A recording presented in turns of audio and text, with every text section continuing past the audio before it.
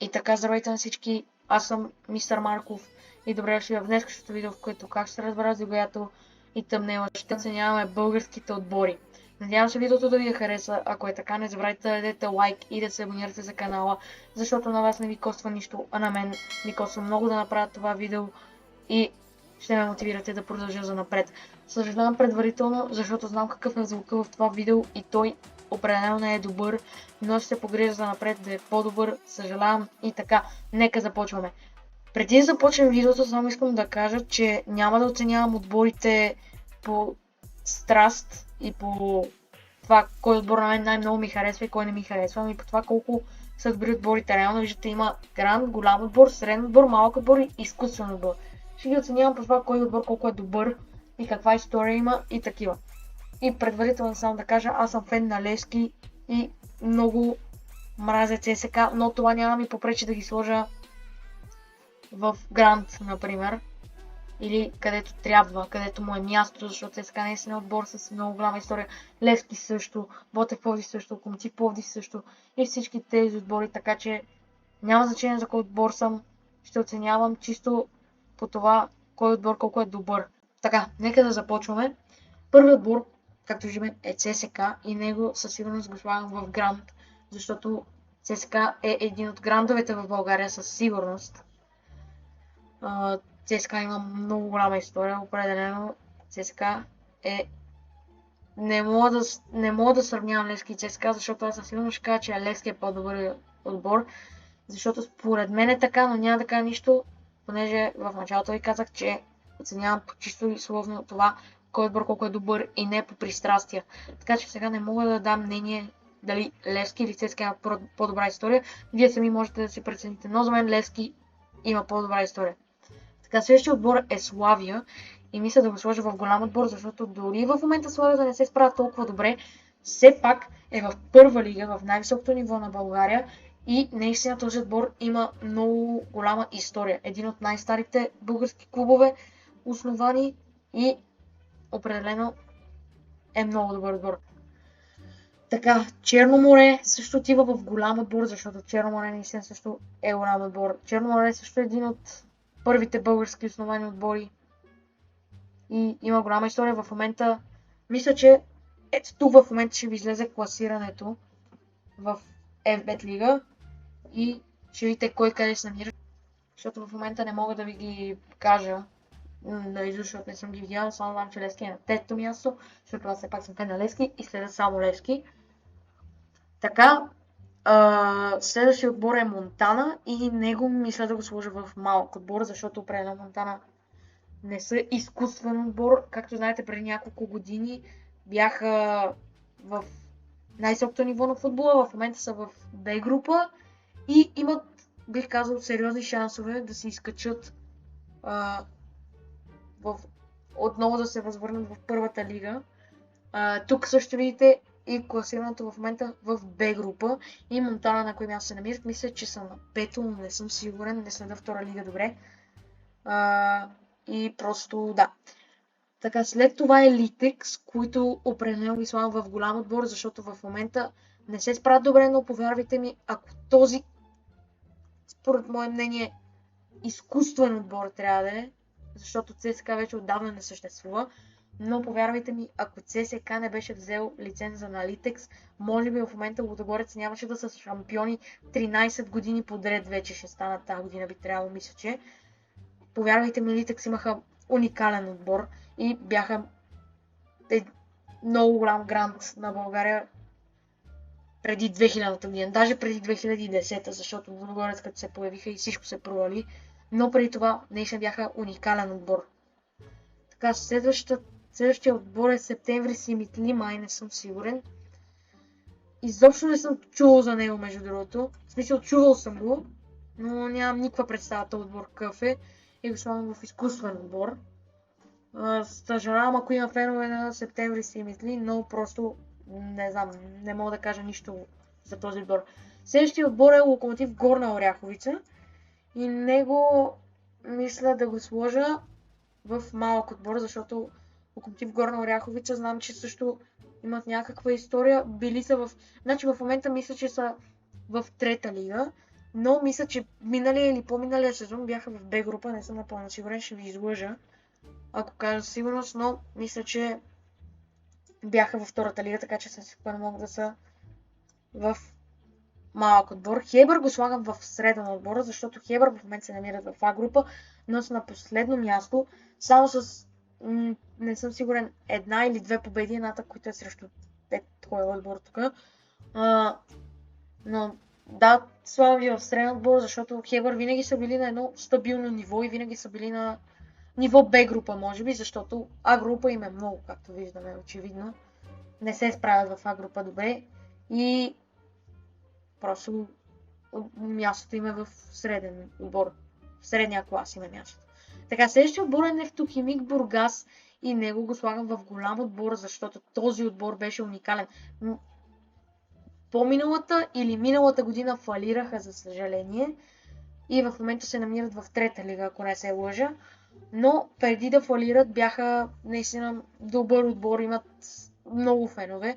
И това, между другото, е единствения бургаски отбор, който се справяше добре. И да, добре. Аз лично не им симпатизирах чак, но ги харесвах, така че отиват в голям отбор.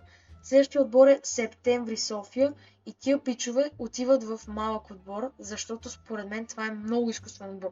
Да, сега казвам защо според мен е изкуствен отбор. Този отбор, според мен, за нищо не става. В момента купиха много играчи под наем и реално този сезон дори са в А група и не се справят добре, а имат толкова добри за тяхното ниво, толкова добри играчи си купиха под наем и се справят изключително зле. Само дето биха Ботев, Пловдив, Левски и ЦСКА, трите гранда според мен, трите най-големи гранда в България, ги победиха, но в момента все още са на едно от последните места. Така че да, слагам в малък отбор, защото другата година или максимум след 2 години, когато тези футболисти, които са взели под наем, си тръгнат, тези пичове няма да могат да ритнат топката. А те нямат преди да си ги откупят. Така че просто Септември София не са малък отбор, според мен. Така, Созопол също отиват в малък отбор, защото за Созопол не знам много. Виждал съм ги как играят в Купата на България и съм играл с тях в PES, единствено. И като цяло, да, не знам много за тях, така че не мога да кажа нищо. Така, ето го и момента, в който дойде Лудогорец, който директно отива в изкуствен отбор, защото, да, в момента определено е най-добрият български отбор. Всяка година играе квалификации за Шампионска лига, за Лига Европа или за Лига на конференциите и всяка година е минимум в Лига на конференциите, но просто това е най-изкуственият отбор, който може да съществува в българската история. Разбирате ли? Смисъл, това не е нормално според мен. Български футбол, откакто Лудогорец се появи, хубав български футбол не съществува. Защото просто, погледнете в момента, тук днес играха Левски срещу Локомотив София, това видео го снимам на събота, на 23 ноември или 22 едно от двете, но 23-я тук да пише. Но в момента е полусезона, Лудогорец нямат загуба, имат само едно равенство срещу Черно море и имат две отбелязани попадения са допуснали и са вкарали 40 и вече абсолютно всичко е ясно. Единственият отбор, който евентуално може да се пребори за титлата е Ботев Пловдив, но повярвайте ми, максимум след 4-5 мача няма да е същото положението. Утре играят Лудогорец и ЦСКА и Лудогорец, моята прогноза е, че Лудогорец просто ще разгромят ЦСКА. Не знам, просто имам такова предчувствие, защото ЦСКА в момента се намират в много лоша форма. Левски също се намират в много лоша форма. Направо се чувам как днеска бихме Локомотив София с 2-0, обаче не знам, късмет сигурно, не знам. Но Лудогорец определено са най-изкуственият отбор, така че отиват тук на първо място. Така, Витоша Бистрица отиват в малък или среден, аре ще ги сложа в среден отбор, защото те бяха в А група и се справяха не добре, нали? Но бяха и в Б група и фалираха и сега са в трета лига, където играе Бойко Борисов, между другото, ама той играе във ветеранския отбор на Витоша Бистрица. Но да, Витоша Бистрица отиват в среден отбор, защото преди години имаха успехи. Така, Струмска, Слава, Радомир отиват в... къде ги сложа? Аре и тия пичове Не, тях трябва в малко отбор да ги сложа, защото реално се представят доста зле. В миналия сезон бяха, доколкото знам, на 5-то място завършиха май. И този сезон имаха амбиции да се изкачат в първа лига, но в момента мисля, че са на предпоследно място. Пичовете буквално нямат победа този сезон май. Или имат една победа, няколко равенства и всичко останало е само загуби и положението по тях просто е много трагично. Така че отиват в малък отбор, но не са изкуствен отбор определено. Имат добри футболисти.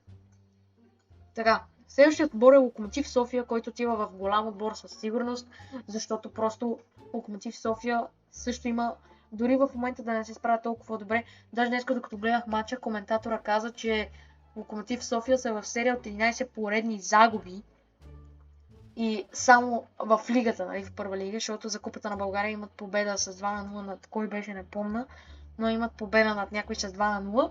За Купата на България продължават напред, но само това в първа лига са на предпоследно място и имат 11 поредни загуби и нямат нито една победа от началото на сезона. И обаче и сега не се справят добре, но преди определено бяха, нали, не бяха, защото аз не съм бил жив реално, когато са имали успехите, но преди са били добър отбор. Така, следващия отбор е Царско село, който вече от няколко години не съществува като отбор, така че директ отива в изкуствен отбор, защото той просто не съществува.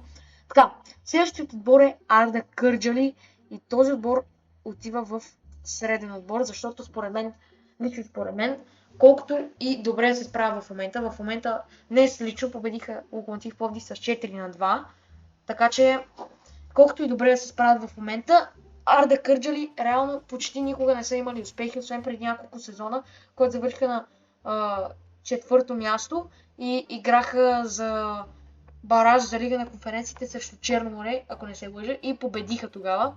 И след това паднаха, нали, не участваха в Лига на конференциите, но поне аз не знам да имат други успехи Арда Кърджали и затова ги слагам в среден отбор, защото реално те не се справят толкова да имат добри футболисти и така нататък, но просто нямат успехи като отбор. Следващият отбор е Берое Стара Загора, който определено отива в голям отбор, защото Берое имат много история според мен. Лично мен до преди няколко години много ми харесаха. Даже имаха един много силен сезон преди няколко години, където даже си помислих, че има шанс да станат шампиони, защото, разбирате ли, те реално супер добре се представяха, обаче изведнъж се появи Лудогорец и вече всичко беше загубено. Но Беро определено отиват в голям отбор, защото имат много история и тракийското дерби, ако не се лъжа. Така, с Ботев Пловдив, нали? Следващият отбор е Ботев Враца, който отива в малък отбор, защото просто този отбор няма никакви успехи. Според мен, нали, миналия или по-миналия сезон беше. Играха бараж да остане в А група и го спечелиха срещу Уетър.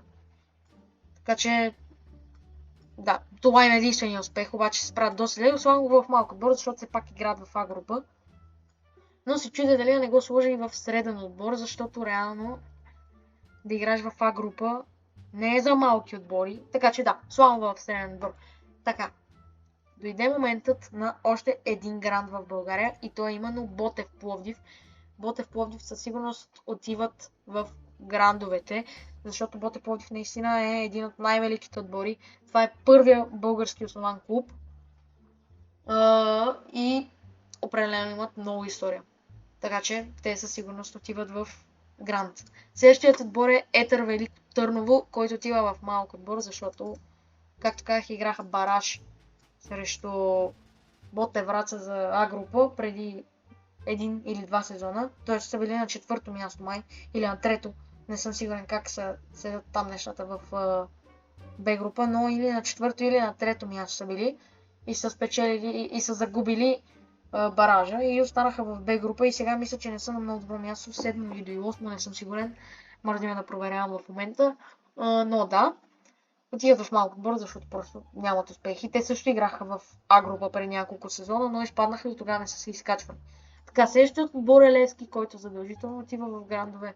Даже го слагам на първо място, защото, както казвам, според мен е най-големия гранд в българския футбол, най-добрият отбор за всички времена в българския футбол, защото Левски има повече успехи от ЦСКА. Левски 2006 година беше първият български отбор, който играше в Шампионска лига. Играхме срещу Челси, където ни загубихме, но се представихме доста достойно.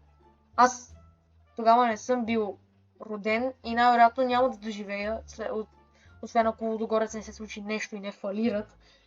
Вероятно няма да доживея отново да гледам Левски в Шампионска лига или Левски в евротурнирите, защото Левски наистина трябва да си признаем, че последните години е в отвратителна криза.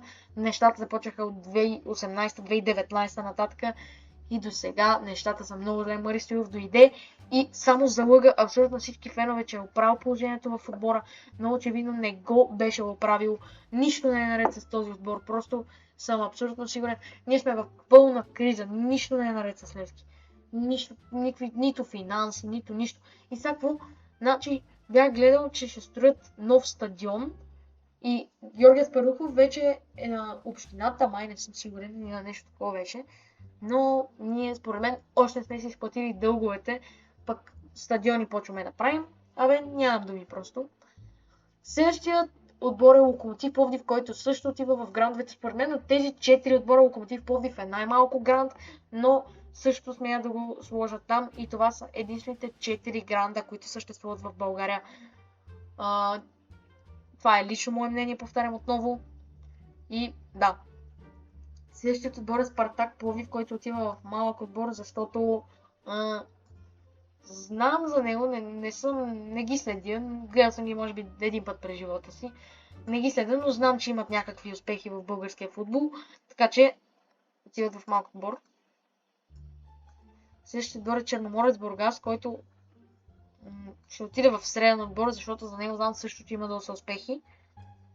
И това е вторият бургаски отбор между Нефтохимик Бургас и Черноморец Бургас.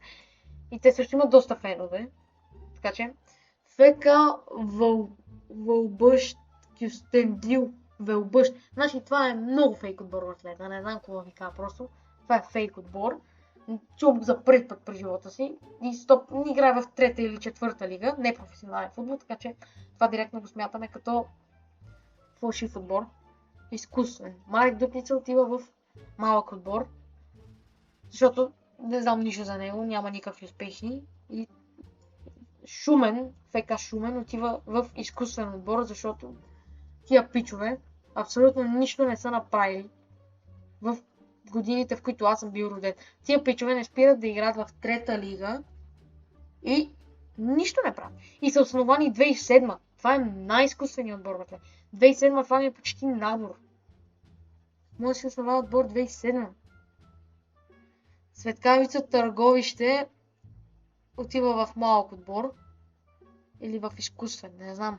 За Светкавица Търговище също не знам нищо, така че по-скоро ще го сложа в изкуствен отбор. Така следващия отбор е Спартак Варна, който отива в голям отбор, защото определено Спартак Варна имат много история и заслужават да са на това място. Добруджа ще ги сложа в среден отбор, защото наистина в последните години се представят много стабилно, бих казал. И имат доста добри резултати. Нищо ще не успяват да се изкачат, но имат добри резултати наистина. Дунав Русе отиват също в среден отбор, защото те преди 2 или 3 сезона изпаднаха от А група, но преди това си играха съвсем спокойно в А група. Не се справяха добре, но си играха в А група. Когато паднат в Б група, се изкачват и така се менкат. Но от няколко сезона насам са изпаднали и не могат да се върнат, но все пак играха в А група, така че отиват в среден отбор. Футболен клуб Кариана ги слава в изкуствен отбор, защото тия пичове също играят в трета лига и не са професионален отбор. Миньор Перник отиват в голям отбор със сигурност, защото наистина те са голям отбор и имат добра история, имат наистина много фенове, които много мразят феновете на Левски между другото, но Имам чувството, че тия пичове мразят феновете на Левски повече, отколкото обичат повече, колко обичат отбора си, така че да. Пирин Благоевград отива в среден отбор, защото Пирин Благоевград в момента е в А група. Миналия сезон. Всъщност Пирин Благоевград този сезон са в Б група, предишния изпаднаха, а по-предишния спечелиха Б група, така че се извинявам за грешката ми, но в момента са в Б група. И така, Спортист Фоге отиват в малък отбор, защото преди миналия сезон, мисля, че беше точно, стигнаха на 4-то място. Май не съм напълно сигурен, но стигнаха на 4-то място. И заслужават да са в малък отбор на 4-то място в Б група, да подчертая само. И Антра Габрово отиват също в малък отбор, защото просто не са от добрите отбори. И не са нещо особено. АФК Хасково, дори не знам какво означава това АФК. Не знам какво означава, няма ви лъжа. Обаче отива в изкуствен отбор. Марица Пловдив със сигурност отива в голям отбор, защото те не са имат много история. Аз съм чувал много за тях. И знам, че имат много голяма история. Така че отиват в голям отбор и го заслужават. И така, дойде време и за последният отбор, който вероятно всички, които следват български футбол, го знаят. И това е числото. Те със сигурност отиват в изкуствен отбор, защото тези два отбора, Лудогорец и ЦСКА 1948 са най-изкуствените създадени отбори, защото дори нямаше да е толкова лошо, ако бяха просто създадени и изкуствени, без да има проблеми, но разбирате ли, че те с пари всичко стана, провалиха българския футбол, защото в момента и двата отбора реално са много добри и провалят българския футбол. Отборите, които имат история, като например ЦСКА, Ботев, Пловдив, Левски, Черно Славия и всичките тия отбори в момента смея да твърдя, че Локомотив Пловдив и Славия, например, и Берой, Локомотив София, и Спартак Варна дори, кажете, и Миньор Перник. Всичките тези отбори са по-слаби от ЦСКА 1948 и Лудогорец. И просто българския футбол се прецака, като се създадоха тези два отбора. Мисля до тук да приключим с видеото. Надявам се да ви е харесало наистина. Ако е така, моля ви, абонирайте се за канала. Абсолютно безплатно е, а на мен ми помагате изключително много, за да имам мотивация и да продължа да се развивам. Се е получило много зле. Ще се уча от грешките си и ще се надграждам и с всеки път ще става все по-добре и по-добре. Така че надявам се наистина да ви е харесало предварително. Се извиних за гласа, за звука, сега отново се извиня, защото наистина знам, че е отвратителен, но просто в момента нямам възможност за да сигуря по-хубав звук във видеята си, така че съжалявам. Аз бях мистер Марков, чао и до следващия път.